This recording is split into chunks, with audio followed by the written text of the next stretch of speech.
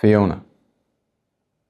Fiona grew up in a highly abusive household marked by domestic violence, severe emotional abuse, and repeated suicide attempts by her mother, which Fiona witnessed. Despite exceptional academic ability, she developed serious mental health difficulties, self-harm behaviors, and suicidal ideation from a young age. After escalating abuse and failed disclosures, Fiona entered care at the age of 13. She was placed in a children's home that had already been identified as high risk for sexual exploitation in a television documentary prior to her arrival. Inadequate supervision meant she went missing repeatedly.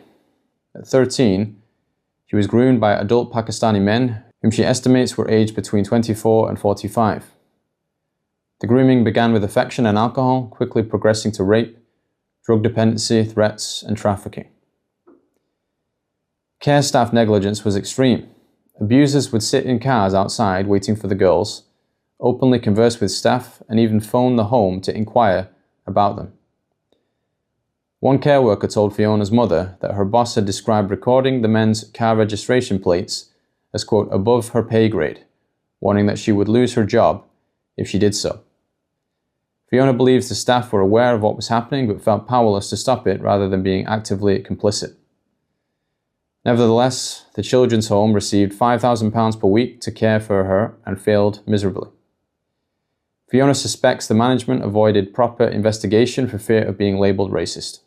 Only the police took any formal action, issuing harbouring notices to the men, official warnings stating they had no permission to associate with, contact, or house a vulnerable child. However, no further action followed. When Fiona's mother called the police to report her daughter missing and mentioned a history of abuse by Asian men, the call handler told her, quote, "You can't describe them as Asian men because that's racist. You should just be glad your child is being taught a different culture." On one occasion, a police officer returned Fiona to the house where the abuse was occurring and told the men to, quote, "have fun with her." On another occasion, police instructed the abusers that if they could persuade Fiona to sign herself out of care, the police would stop bothering them. The gang then tried to convince her to do so, intending to traffic her to Kashmir. She was only prevented from leaving the country because she did not have a passport. Between 2008 and 2012, Fiona was repeatedly raped by multiple men connected to organized grooming networks. She was often kept in a house known as a party house, where between 10 and 20 men would attend at one time. On one occasion, she was encouraged to bring her friends because the owner had relatives visiting from Birmingham to celebrate Eid and, quote, expected girls to be there. Within the house, the girls were routinely referred to as, quote, white slags, while the men wanted Pakistani girls kept, quote, pure for marriage. The gangs reportedly discussed fears that the English Defence League, EDL, would arrive armed, so they kept baseball bats for protection. They also allegedly spoke of attending EDL demonstrations with weapons. Fiona was not only trafficked and raped across multiple cities in the UK, but was also forced to traffic drugs. Drugs, intimidation, and violence were used to control her. She was made to clean up the knives from the scene of 2 fatal stabbings. She was present during a shootout. Her abusers bragged to her that they had hidden dead bodies in a certain location. A few days later, Fiona recalls the news reporting on a body being recovered from the same location that the abusers had disclosed to her. As a result, threats of violence carried enormous weight. At 14, Fiona was abused by a man known as Rambo. He had entered Britain illegally in the back of a lorry. Previously castrated in Pakistan as punishment for child abuse, he had then fled to the Philippines, where he allegedly attacked multiple women and children with a large knife, the origin of his nickname. Rambo was locked in a room with 2 girls and subjected them to extreme sexual torture. This case illustrated that, in some instances, the sexual abuse of children was driven more by humiliation and control than by sexual gratification. At 15, Fiona became pregnant while in a mixed-sex care home. Her son was later removed and adopted due to the ongoing exploitation risks, yet Fiona herself was left in the same dangerous environment. The abuse continued into her adulthood. It only stopped when she turned 18, leaving her with profound physical and psychological trauma, including PTSD, substance dependency, and long-term health damage. Fiona states that the greatest harm came not only from the abusers, but from institutional disbelief, neglect, and punishment that actively enabled the ongoing exploitation. In total, she estimates she was abused by between 50 and 100 men. Of those, only 2 were not Pakistani. Fiona. I was beaten regularly. I was drugged, filmed being raped, and the footage was distributed. I sustained broken bones, facial injuries, and severe trauma. I was subjected to racial abuse in the community and blamed by families of perpetrators. Michelle. Michelle was physically abused in childhood by both her mother and stepfather. Her mother had multiple partners throughout Michelle's childhood, many of whom also abused her, some sexually. She believes this early experience created an association between abuse and love, leaving her particularly vulnerable. From the age of 13, she was groomed by 3 adult Pakistani brothers who supplied her with alcohol, cigarettes, and drugs. She was raped while intoxicated, including one occasion when she was taken upstairs while her sister tried to intervene. Because of her upbringing, she thought this was normal, that they were her boyfriends and that they loved her. She would go missing for extended periods and was subjected to repeated daily sexual abuse. The perpetrators would collect her from school, her home, and public places, using threats of violence to coerce and control her. At age 14, she was gang raped and beaten by 3 men who had locked her in a house. She was left covered in cuts and bruises, which alerted a friend.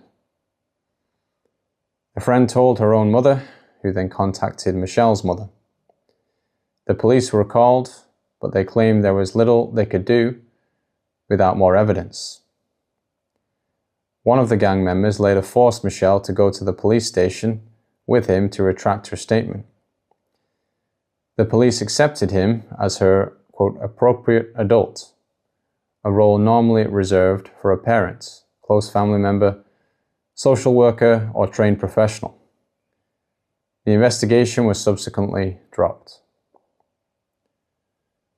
One of Michelle's friends, who lived in a care home, would be collected directly outside by the same gang. Care staff would call the police, but officers reportedly referred to the girls as prostitutes, despite them being children. Both social workers and the police, Michelle says, failed to understand the situation and believed the girls were engaging in the activity by choice. As a result, little was done to intervene. When she was abducted and went missing, no one came looking for her. The social worker once told her that at age 14, she would be allowed to live with her 30-year-old, quote, boyfriend as long as they did not share a room. Michelle was raped in bin sheds, threatened with a knife, and forced into sex with multiple men waiting in cars. She was drugged, beaten, burned with cigarettes, locked in rooms, and passed between men. An amusement arcade was used as a front for drug dealing and the sexual exploitation of children. She became pregnant 4 times as a child as a result of rape, leading to miscarriages, 1 abortion, and 1 surviving child. Of her abusers, she states, quote, 98% of them were Pakistani Muslim. If not, they were Iraqi Muslim or Kurdish. Michelle believes these gangs have remained untouchable because authorities feared being labeled racist. She describes an extensive network of abusers operating across the entire country, calling it industrial in scale. It functions as a large central network with smaller connected groups in specific localities. Michelle claims she was raped by between 600 and 700 different men over the course of 3 years. She now lives with severe PTSD and lifelong trauma, describing both her childhood and her future as destroyed. Inquiry panelist. What would you say the main issue was? Michelle. I don't think that they cared much about us. They didn't want to open that can of worms because it's a religion thing. I'd probably say 98% of them were Pakistani Muslim. If not, they were Iraqi or Kurdish. Whitney. Whitney grew up in a vulnerable household. Her mother suffered from severe mental health issues and her father was absent from her life. She was first groomed and sexually abused at the age of 15 by 2 adult Pakistani brothers. One of the brothers, Whitney recalls, acted as a boyfriend figure. Both brothers would regularly take her to a flat in Birmingham, supply her with alcohol, and in her words, she would, quote, have sex with them. Their interactions with Whitney soon turned violent. They began beating her, and on one occasion held a hot iron to her face. Whitney recalls that the brothers stopped contacting her after they arrived at her house to collect her and found all of her uncles sitting on the wall outside. After that incident, they never came back. She cannot remember exactly how or why her uncles were there, but she believes her mother had asked them to intervene. Many years later, Whitney's daughter began self-harming at age 11 and even attempted suicide. Her phone contained sexually explicit messages. Whitney's daughter told her there was a, quote, sex room at school run by the older boys. Deeply concerned for her daughter, Whitney contacted social services. They offered little support beyond talking through the problems. In one instance, social services accidentally sent her 6 other children's case files instead of her daughter's, which left her deeply distrustful of their ability to help. Whitney's daughter was coerced into sending a sexual image, which was then circulated across multiple schools, the local community, and eventually the internet. This led to her receiving unwanted attention from adult men of various ethnicities and from multiple countries. From that point on, Whitney's daughter began going missing regularly. These disappearances were directly linked to sexual demands and exploitation by older boys and adult men. She was threatened with violence if she contacted the police and sometimes returned home with items of clothing missing. Whitney repeatedly reported her concerns to the police and social services, clearly stating that she believed her daughter was being sexually exploited. Police responses were often delayed, statements were not taken, and investigations were closed without further action. Social services refused to relocate the family, downgraded the risk level, and eventually closed the case despite ongoing exploitation. Whitney herself was blamed, and her own past was used to undermine her credibility as a parent. Her family received repeated threats, including warnings that their house would be burned down, faces would be slashed, and machetes would be used. Later, Whitney discovered that her daughter had been placed on the National Referral Mechanism, NRM, as a trafficking victim without her being informed. The NRM is the UK's official framework for identifying, referring, and supporting victims of human trafficking and modern slavery, and serves as a recognition by a designated professional that an individual is a potential victim of human trafficking or modern slavery.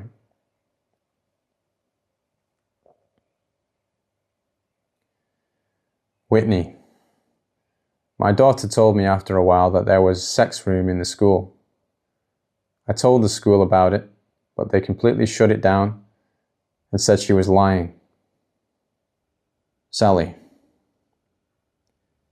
Sally is the mother of a daughter who was found guilty of 9 counts of perverting the course of justice for lying about being groomed by an Asian grooming gang and sentenced to 8 years in prison.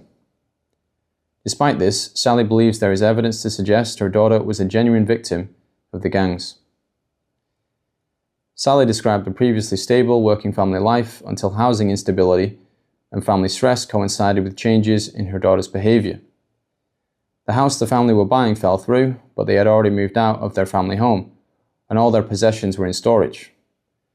A family friend was able to rent them a part-renovated property on a short-term basis, but it was not ideal for a family with 4 children.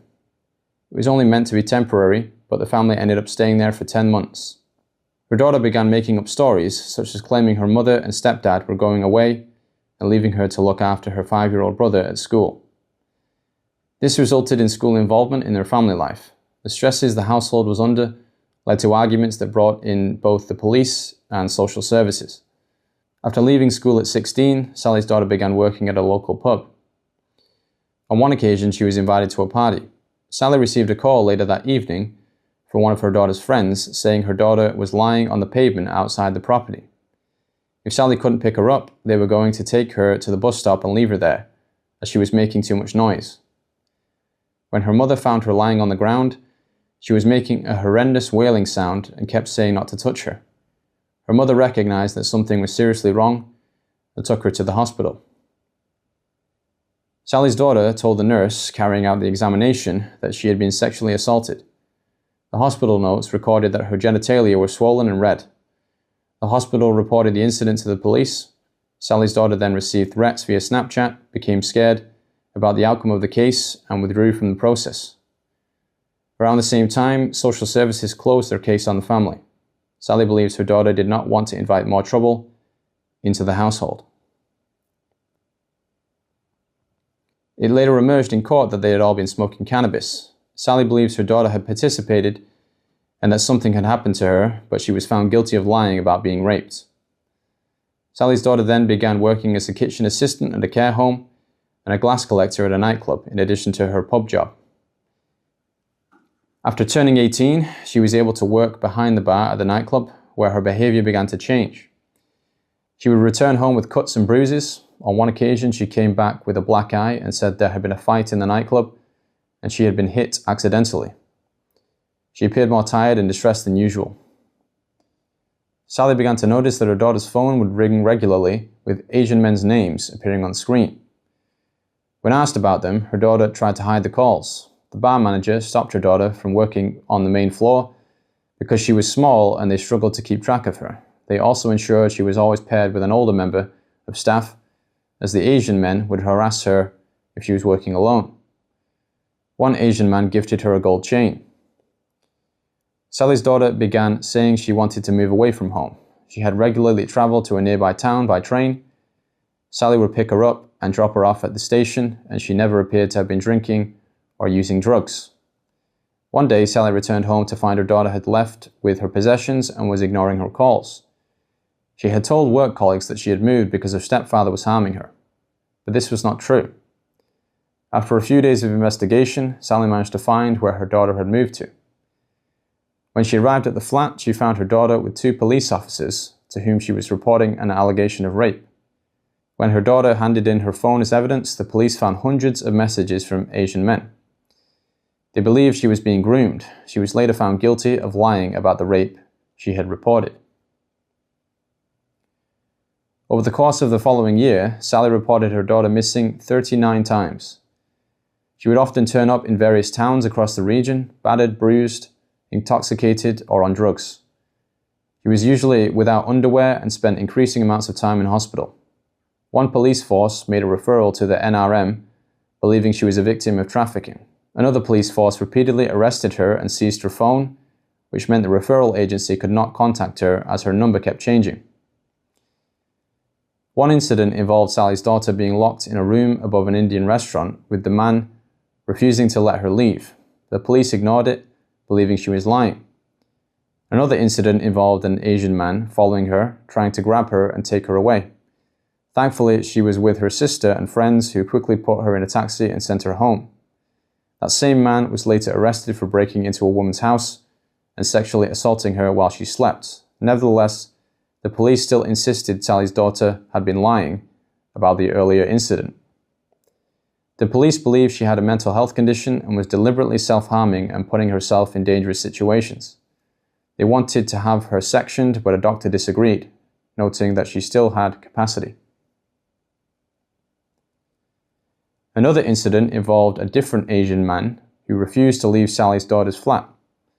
Police told him to leave but asked no questions. He left behind a balaclava yet the police showed no interest despite him carrying it while visiting a young woman. After her flat door was kicked down in yet another incident while she was missing, she returned to her mother's home. Sally's daughter later explained that she had moved away to keep her family safe. She claimed she had been told that if she did not do as her abusers said, they would harm her brother, rape her sister, and firebomb the house. She had lied to her colleagues about her stepdad to avoid bringing repercussions on the family. She went missing again. The police stated they believed she was making the whole thing up and injuring herself, so they charged her with perverting the course of justice. Part of her bail conditions required her not to leave Sally's house. The following week, her daughter attempted suicide by overdose. She went missing one final time and was found in a field with injuries to her head and ear, a severed finger, and numerous cuts and bruises. Following this, she wrote a post on Facebook alleging she had been a victim of grooming gangs. The post went viral. Within half an hour, the police arrested her and she was sent to prison. Following her daughter's conviction, the family experienced sustained harassment and intimidation, particularly from one Muslim man. Sally reports repeated failures by the police to protect them. She believes her daughter was a vulnerable young woman who lied at times, but was nevertheless groomed. Marlon. Marlon is the father of a daughter who was a repeated victim of grooming, as well as being repeatedly failed by authorities. Marlon reported his 14-year-old daughter Scarlett missing a number of times because she was being groomed and exploited. The police informed social services that what Marlon was doing was appropriate as he was acting to safeguard his daughter. However, social services did not accept the police's assessment and instead dragged out the investigation for 3 months. During that time, his daughter disclosed concerns to her school, which resulted in social services attending Marlon's home. While his daughter was present, they told him that if he tried to stop her from leaving the house, she should call social services or the police.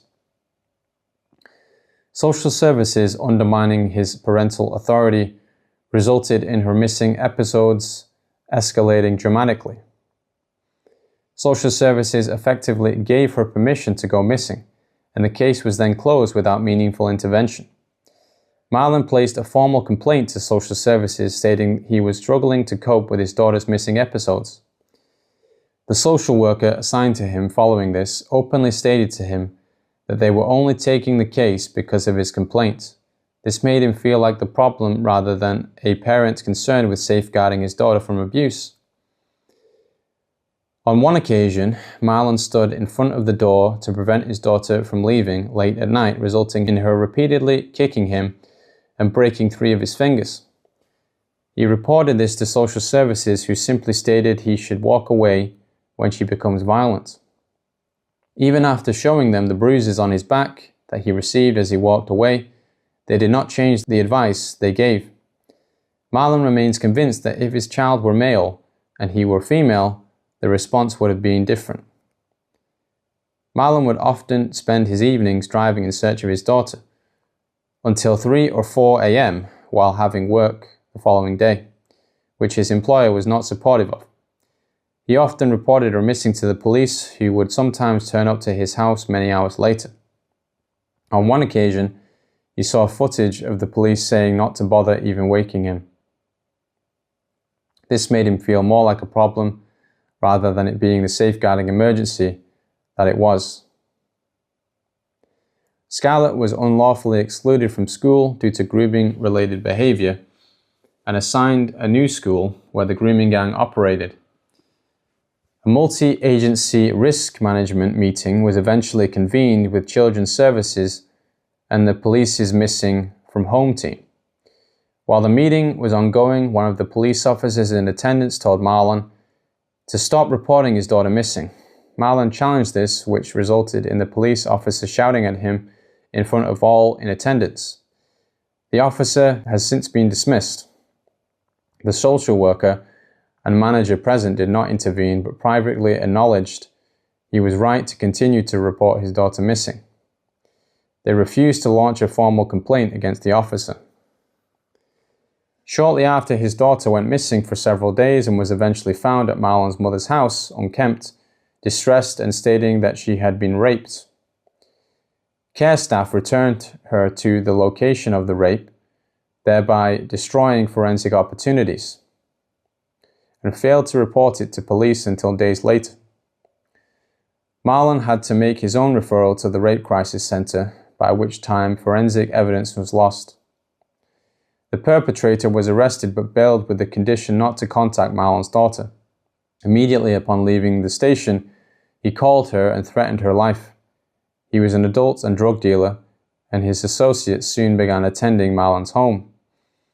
His daughter was terrified of them.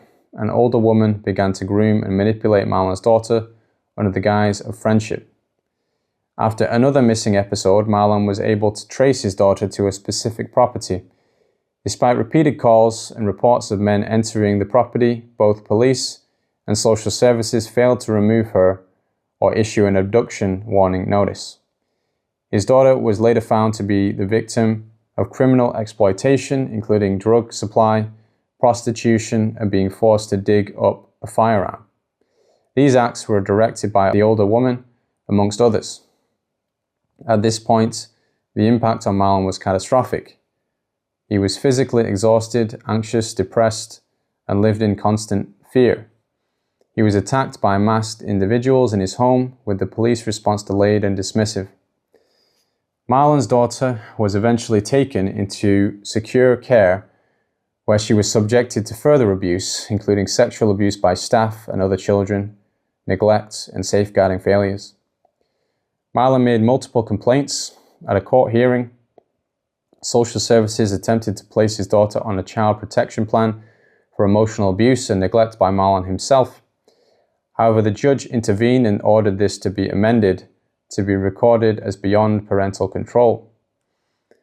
Marlon's daughter continued to be moved between unsuitable placements. She was groomed repeatedly, trafficked, forced into drug supply, and raped by adult men. She became pregnant as a result of rape. The handling of her termination by professionals was traumatic and negligent. Police later charged Scarlett with intent to supply Class A drugs, despite her being a victim of trafficking and on the national referral mechanism. Scarlett was placed in a unit run entirely by male Muslim staff, where she was groomed again. Racist abuse and extremist comments were made to her. Marlon again raised concerns, which were ignored. Despite his repeated attempts to help his daughter, he has experienced many instances of violence from her as a result of the trauma and grooming. He has experienced many assaults, received black eyes, and had to sleep barricaded in his room. He repeatedly requested domestic abuse support but was refused because he was a male parent. He has been forced to complete parenting courses and blamed for his daughter's abuse. The whole experience has harmed Marlon financially, emotionally, and psychologically. He states it has destroyed his life. He is no longer the person he used to be. Marlon's case highlights that parents can also be victims of both grooming networks as well as widespread institutional failure. If you would like to hear Marlon's story in greater detail, he has recently published a book about his experience titled In Plain Sight, 2026. Marlon. Scarlett went missing again for several days. When she was eventually found, she was unkempt, distressed, and disclosed she had been raped. Shockingly, Edge of Care staff returned her to the location where she had been raped and failed to report the offense to police or duty social workers until days later.